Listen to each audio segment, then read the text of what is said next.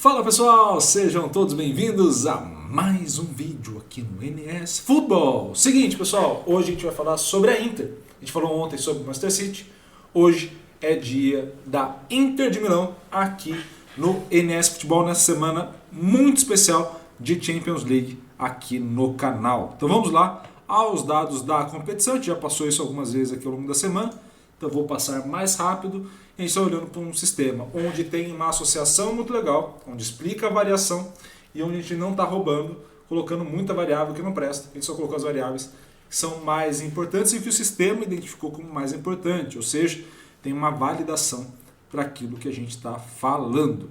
Além disso, a gente está falando de um sistema onde chutar a gol é importante, onde converter chute para gol é importante e onde, principalmente a defesa dos goleiros em relação ao chute do adversário, também é importante, tá? Ficar muito com a posse da bola ou converter e acabar desperdiçando não é legal e isso pode gerar problemas, tá? Então, estamos analisando a partir desse ponto.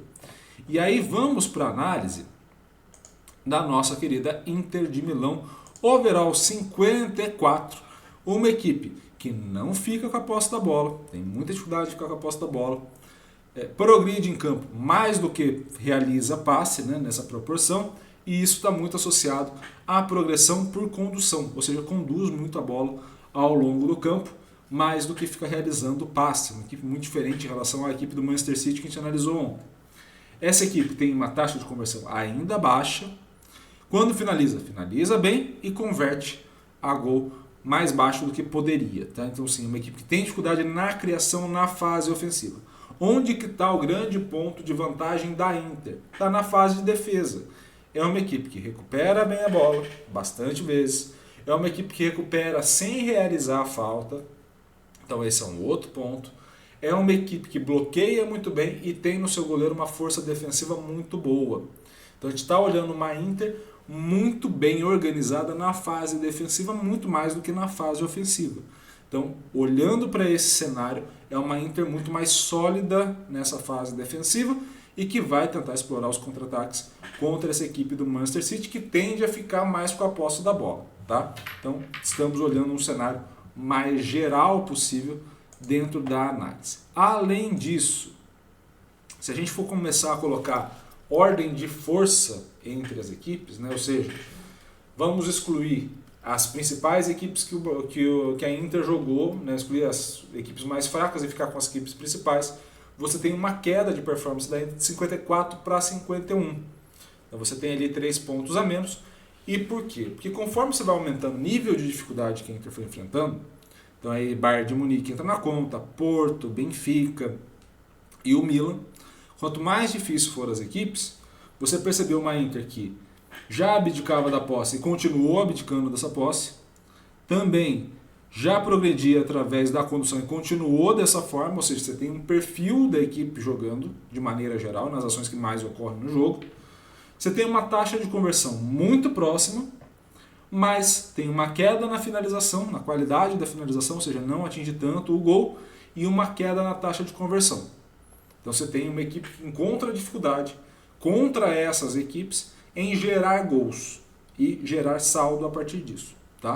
Então você tem uma queda ofensiva dessa equipe da Inter de Milão.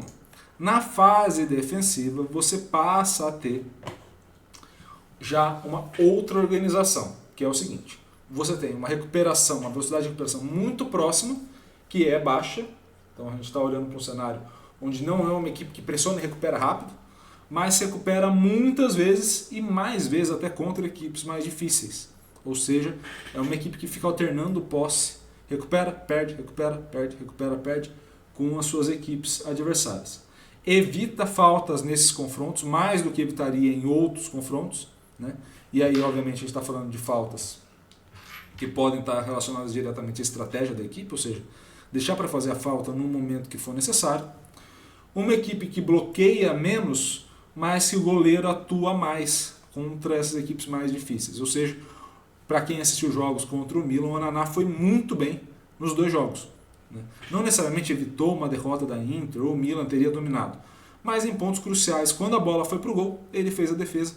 Nessa Champions aqui, pelo que a gente estava dando uma olhada aqui nas equipes, seria o segundo melhor overall de goleiro, tá? Então assim, a gente teria o Courtois e logo na sequência o Onana como os melhores goleiros dessa edição da Champions League. Então a gente está olhando para um cenário onde você tem equipes muito fortes, tanto o City quanto o Inter de Milão, mas que ao observar esses dois, você tem uma queda de performance em ambos. Depois que você coloca a força das equipes, né, no cenário, não só aí o total de partidas feitas, mas as forças delas. E nesse ponto de forças a gente vai reorganizando essa estrutura, que é muito interessante para a gente analisar e apontar que você acaba tendo uma melhora defensiva da Inter, mas também uma queda da fase ofensiva, uma equipe que produz muito poucos gols. E aí vale a pena a gente tentar analisar até onde essa equipe vai, tá? Isso é muito importante. A gente tem o gráfico de controle aqui. Esse gráfico de controle, a gente pode ver que nos piores momentos a Inter chegou próximo a 47, mais ou menos aqui. Você tem a média, que é o 54, posicionado nesse ponto, e o ápice foi 61 aproximadamente. Então você tem essa Inter nessa faixa e vão ter pontos de saída dessa faixa, tá? Seja para cima ou para baixo. Quais são os pontos que saíram para baixo? As duas partidas contra o Bayern de Munique, que é um modelo mais parecido com o Manchester City. Ele está falando do Bayern de Munique na boa fase, tá? Contra o Manchester City também agora numa boa fase. Então, sim, nesses jogos a Inter encontrou muita dificuldade. Foi um 2-0 jogando em casa, ou seja, jogando no San Siro, 2-0 para o Bayern, e fora mais um 2-0 na última rodada da primeira fase. Você tem ainda aqui, né, saindo desses dois pontos, você também vai ter uma saída positiva contra o Vitória Pilsen, jogando em casa um 4-0. E também já era esperado, o Vitória Pilsen foi o último do grupo, né? Ficou Bayern, Inter, Barcelona e Vitória Pilsen. Contra o Barcelona na faixa, né? Mais positivo do que negativo. Contra o Vitória Pilsen também na faixa, né, nesse jogo. O Bayern de Munique a gente já explicou esses dois aqui. E aí pega uma sequência que eu considero mais tranquila, tá? Red Bull Leipzig em relação ao Porto. O Porto foi melhor, mas a diferença não era tão grande, tá, ao final da competição. É que obviamente agora, depois do 7-0 que a gente viu, fica mais difícil colocar o Red Bull Leipzig, mas ao longo da competição não foi tão diferente. Faz um bom jogo no San Siro e um jogo razoável no Estádio do Dragão. Então assim, tranquilo, passou bem aqui, mas de novo, sem realizar muitos gols, mas sem sofrer nesse confronto. Então dentro da faixa, até um pouquinho abaixo da média, que é a dificuldade que o adversário vai impor também para você. Depois faz um 2-0 contra o Benfica, jogando fora de casa, aí passou um pouquinho da média aqui, muita pouca coisa, mas assim, do controle, né, passou muita pouca coisa. E depois faz um jogo abaixo da média, mas ainda dentro do controle, contra o próprio Benfica no San Siro, que foi o 3-3. Então percebam de novo, a consistência é maior na defesa, não sofreu gol nesses três primeiros.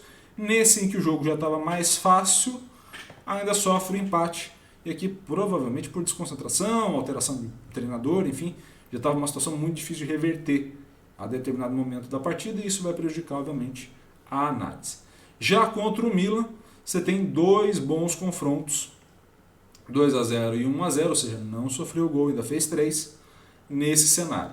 O que a gente pode perceber dessa Inter ao longo da competição? A gente pode perceber que uma Inter que não varia muito de cenários, não sai muito nem abaixo nem acima, e que tem uma constância, mas uma constância produtiva abaixo do que o City geralmente tem.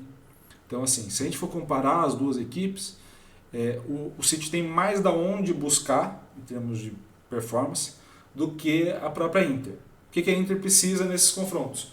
Do seu máximo e que o City esteja abaixo da sua média para que se tenha um jogo favorável à equipe da Inter. E sobre isso a gente vai conversar mais amanhã, fazendo a análise do jogo especificamente, e também entendendo esses perfis e as possibilidades de resultados que podem ter nesse confronto entre Inter e City, City e Inter. Combinado? Espero muito que vocês tenham gostado desse vídeo. Se gostou, curta, comente, compartilhe esse vídeo com o máximo possível de gente. E é claro, se inscreva no canal e ative o sininho para receber todas as notificações. Um grande abraço a todos, obrigado pelo carinho e pela audiência com o projeto e valeu! Até a próxima!